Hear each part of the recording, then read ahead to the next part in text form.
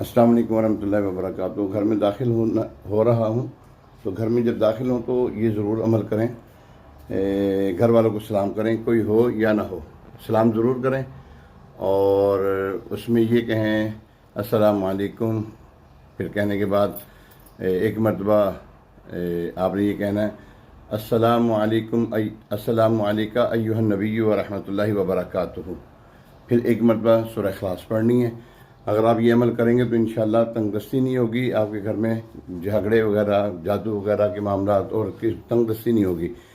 یہ عمل بہت بہترین ہے۔ اللہ تبارک و تعالی ہمیں اس عمل پر پیرا ہونے کی توفیق عطا فرمائے، آمین بجاہ نبی الامین علیہ الصلوۃ والتسلیم۔ دعا میں یاد رکھیے گا اور اچھی باتیں سیکھتے بھی رہیں، سکھاتے بھی رہیں، دعوت اسلامی کے ماحول سے، مدنی ماحول سے، دینی ماحول سے وابستہ رہیں۔ اللہ عمل کی توفیق عطا فرمائے۔ والسلام، مال کرام، آپ کی دعاؤں کا طلبگار ابوامین سیدمحمدمبین رضاعطاری۔